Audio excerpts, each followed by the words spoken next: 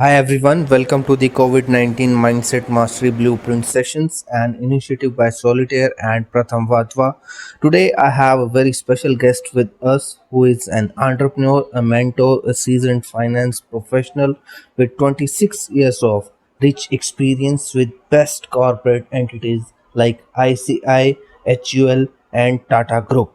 He is Vice President of Talent and Business Development of Solitaire, and he is also the founder and chief mentor at Single Minded Eduser Private Limited. Let's welcome Mr. Kaushik Ganguli. Today's topic of discussion is business finance under COVID 19.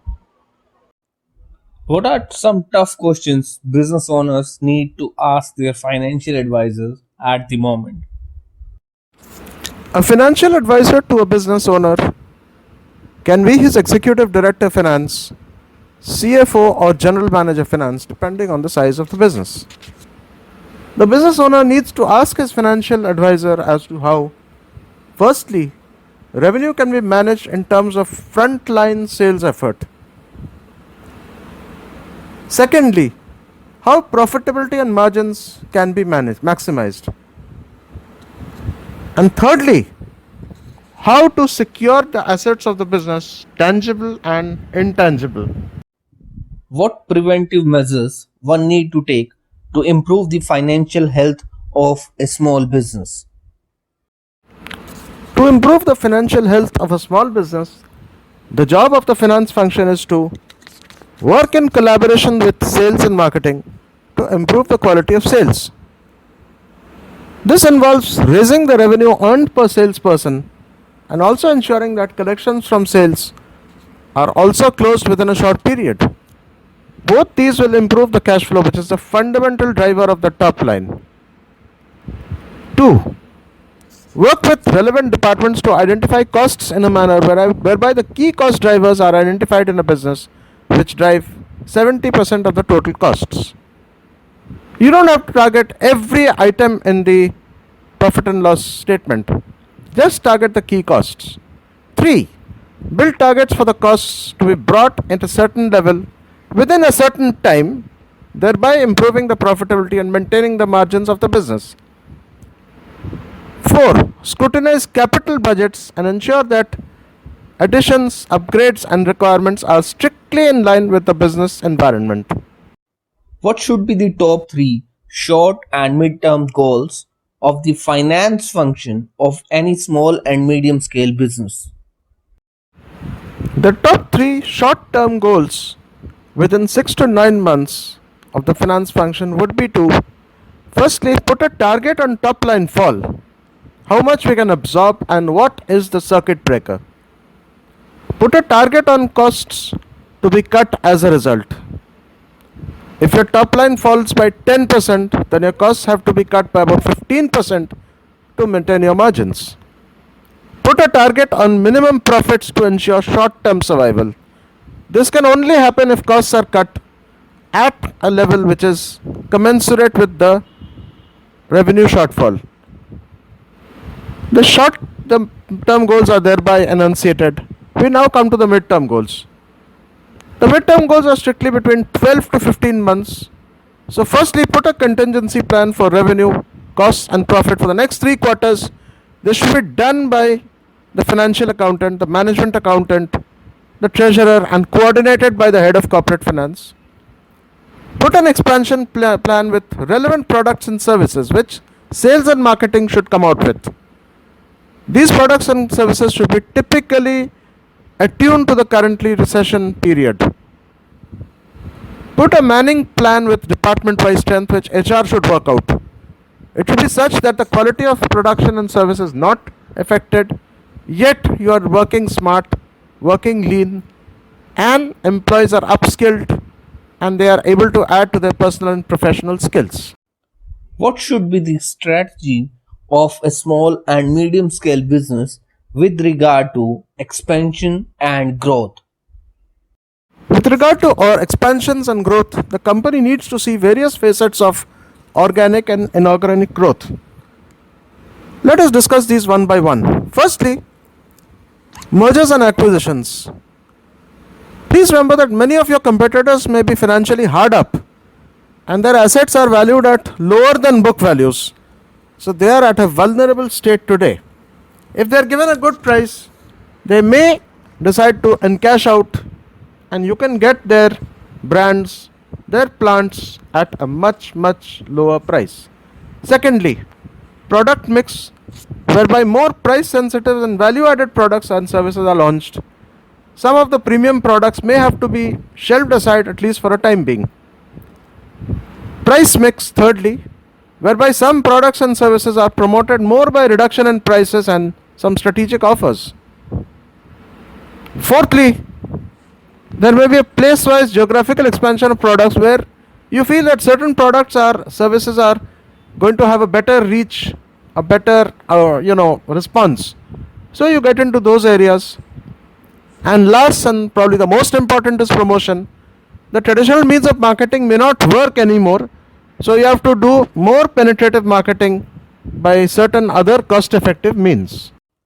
What should be the strategy of a small and medium scale business with regard to people and processes? People are the biggest asset of a business, yet, this is one asset in a company which is not reflected in the balance sheet or even in the information attached to the accounts.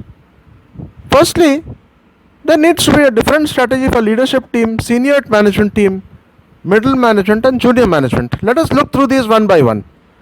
Leadership team should themselves take the maximum pay cut and benefits cut to drive the example, and in this time, it should be shown that yes, they are truly leaders and not bosses. The senior management should prepare also to fill up the gaps of leadership team if someone leaves and is not replaced. They have to step up to the breach. The middle management also should continue to act as a buffer between the junior management and the leadership team. They are a very key part of the entire process of manning and staffing in the company. The junior management should in turn work sincerely to implement and execute the vision of the company, since they are directly in touch with the associates. And lastly, we come to the associates. The associates form the bulk of the employees of the company, and they should realize that the maximum sacrifices done by the leadership team, the senior team, and the middle team is being done only to ensure that they are not having to sacrifice. So they should leave no stone unturned to deliver superior quality of customer service. This in turn will ensure that the company will sustain in the long run. What is the general sector wise outlook for the economy with regard to agriculture, manufacturing, and services sector? The GDP growth rate for 2019-20, which was a pre-crisis number, was shown to be around 5%. At this stage, we need to remember that India is the fifth largest economy in the world with 2.8 trillion GDP. So, contrary to the views of many of the critics of the government, it is not anyway going to be easy to deliver vast numbers, as India is a mature economy now and not a developing economy. With regard to the sectors, we feel that agriculture will see a stability provided there are monsoons on time and productivity in cash crops continues to prevail. The government must also give high support to farmers to ensure remunerative growth and eliminate middlemen and improve the agriculture supply chain. This might be a very good time to introduce progressive measures in agriculture. With regard to industry, India has a huge opportunity with many companies likely to move their manufacturing out of China. Will India Incorporated take this opportunity with both hands and ensure that the manufacturing is built up properly? FDI has to be proactive yet diligent on the new companies wanting to invest. Let us remember that the job of the government is to facilitate and to control. This is a good time for Indian groups to scale up and build capacity. Services sector has to continue growth, which normally comes with a matured economy. With regard to the service sector, India Incorporated has to concentrate a lot on job readiness, upskilling, multi-skilling, training, and above all, mental health. What is the industry-wise outlook on certain specific sectors? With regard to industry-wise outlook on certain specific sectors, one would like to say the following. Real estate automotives will do badly for the whole of 2021 on the back of poorer demand. Hospitality, airlines, high-end retail and gems and jewelry will also see poor demand which will last throughout much of 2021. And demand for these sectors will only pick up around late 2021. However, the companies will do well if they have a better product mix and adopt similar strategies as in 2008. One saw the hospitality industry in 2008 adapt to the global financial crisis, come up with smarter economic hotels, upskill their employees, and ride the tide.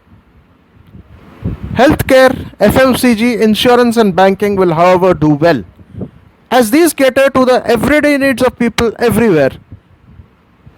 BPO services will get a fresh lease of life as jobs in developed countries will be lost and a lot of those jobs will be outsourced to India.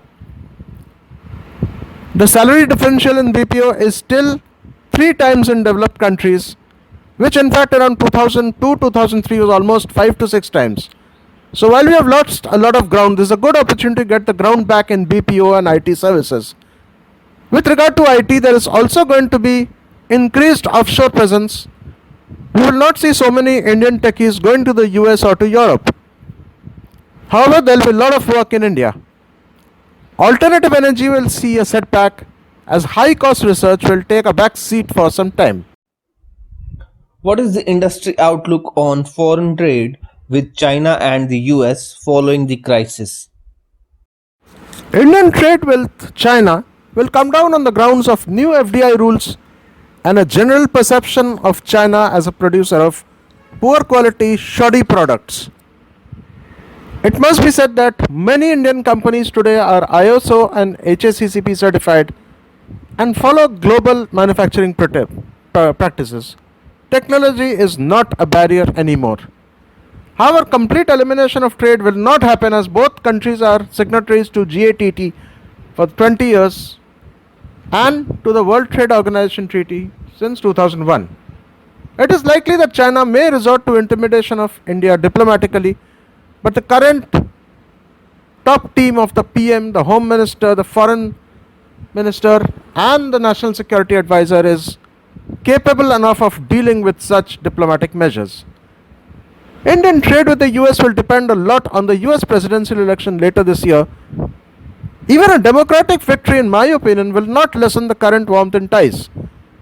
From 2001, Indo-US ties have been very good, which have improved further post 2014. Many US companies have shown interest in higher trade volumes with India. What is the global economy and trade outlook till 2022?